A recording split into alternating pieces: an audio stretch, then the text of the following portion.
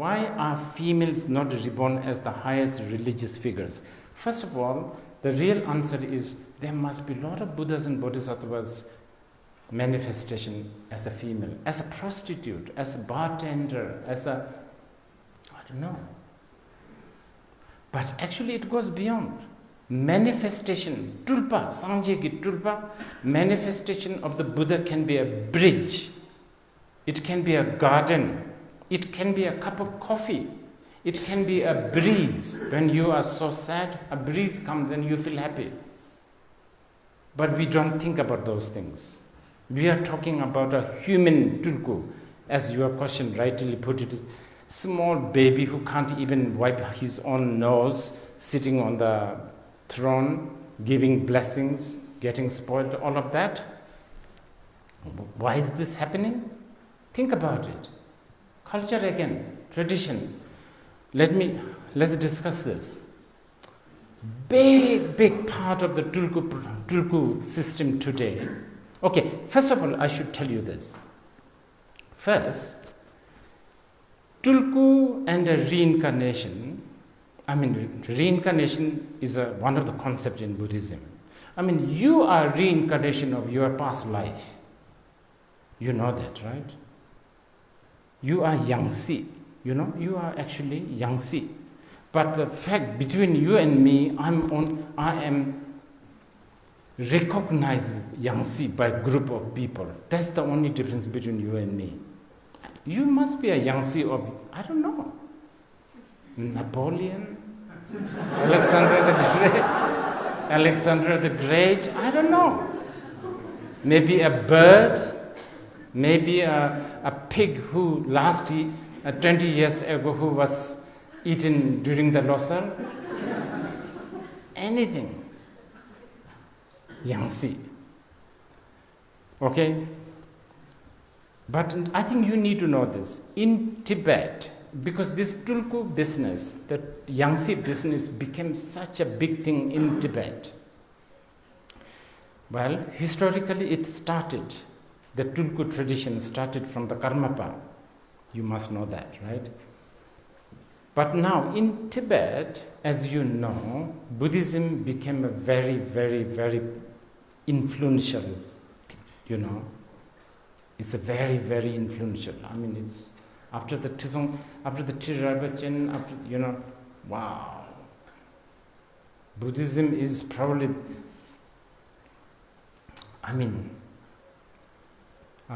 Buddhism basically took over. You could almost say that.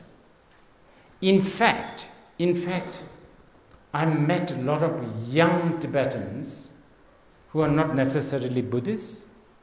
They actually blame Buddhism for destroying the Tibetan original culture. I have a sympathy with them. Even the name giving, okay, for us in Bhutan, Tashi, any Tashi here? Tashi, you see? That's a Buddhist name. And do you know what that is? That's actually Indian name. It's not a Bhutanese name. It's not Tibetan name. Tashi is a Mangalam. And how about, I don't know, Pinso? How many Pinso? Is there any Pinso? Today, whatever the name I'm saying, there isn't. Pinso? Isn't you are Pinso? Well, it's actually Indian name. It's Lakshmi, right? It is something to do with the Lakshmi, Pinso, yeah. How about Wangchuk? Oh my goodness. Wangchuk? Wow. What a classic Indian name. It is. Wangchuk. Yeah. Shiva, Mahadeva, Wangchuk. These are all Indian names. What is our Bhutanese real name? Degong, right? Isn't it? Right? Dengo. Then what else is there? Nado. Isn't it? Nado. What else? What? Kado. Nado, Kado, whatever. All of that. And even in Tibet, like Yeshe Tsogyal, Khandro Yeshe Tsogyal, Khandro Yeshe Tsogyal. Yeshe Tsogyal is a Buddhist name coming from an Indian, Yeshe, of course, Jana, so, ocean, Gyal, like, rain. Her real Tibetan name is Kharchen Za. Kharchen Za. And that's so beautiful. Kharchen means big house. Za is girl, right? So the girl from the big house. So there's a lot of that. Anyway, what I'm trying to say is Buddhism became a very, very strong influence in Tibet.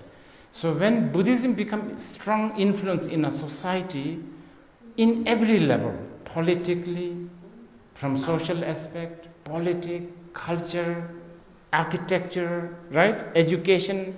So, some of the Tulkus become powerful, of course. They become very powerful, they become influential. Plus, many of the Tibetan Lamas have a big patrons coming from Mongolia, coming from China. Big patrons. You guys were talking earlier about why are Lamas going to some places with the money? Not these days, not much. In the past, big time, really. Like Mongol, they're very rich. So then what happens? So when the Tulkus become influential in the society, politically and everything, obviously there will be a corruption. I want to be powerful.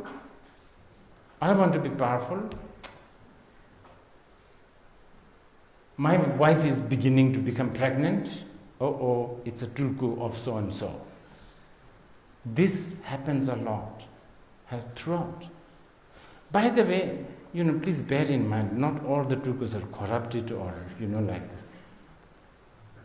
nasty or, there are a lot of, incredibly, like compassionate, kind, and illuminating Tulkus and Rinpoches and Yangtze's. But what I'm saying is that this trend has become so big.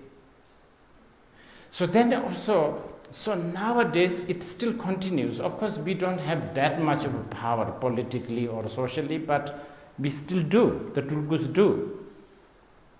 So here, this is what you need to think. Actually, Tulku's parents, especially the young Tulku's parents, they are really, I dare say, they're almost like a criminal.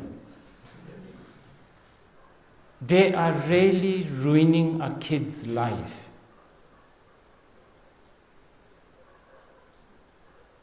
It's really, really sad. Actually, it is, you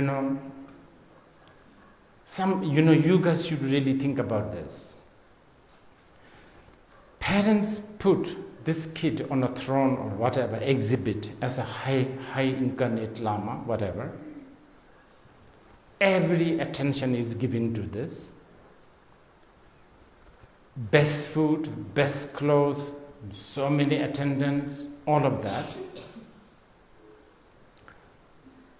Slowly, this human being is beginning to become alienated from the rest of the society. Most of these Tulkus don't know how to relate to anyone because everything is delivered on the plate. Come age 17, 18, 19, 20, Tulku's puberty is coming up. Tulku is becoming horny. Tulku is becoming, biologically changing. And by then, good part of the childhood has been totally damaged and ruined. And then these Tulku's photographs are everywhere. So now poor guy can't even hide like all the other kids can do. Wherever this kid goes, photographers are there, attentions are there. When the Tulku is young and cute and sitting on the throne, everybody's like, oh, how sweet he looks. Oh, he's so beautiful. This same Tulku, in about 20 years' time, look at that Tulku roaming around in Babesa.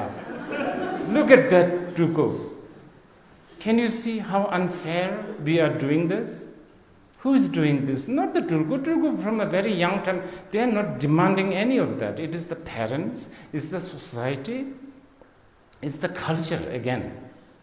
So, yes, something to think about. We really need to think about this. I have personally told many of people whom I feel that I can talk to when they say, oh, they have a Tulku, because so and so Lama has given a paper saying that he is a Tulku. My first response to these parents are, can you just hide that document for next 20 years? Put it in a safety deposit. Don't show. Give the Tulku good education. Make him explore. Make him do whatever. Make him roll in the dust. Make him even become a waiter if you think it's necessary in some dingy restaurant. Make him date with the girls. I've even said this. These Tulkus, they needed to be, I remember even telling people that I want to actually train some girls to make these Tulkus to fall in love with these girls, and then the moment they fall in love, they reject the Tulkus. Because the Tulkus need to go through that rejection, because it's a lesson. You feel like, it makes because they are supposedly they are supposedly going to be a leader, teach, coach. How are you going to coach when you can't handle your own, small things like rejection? So yes, this is a big concern.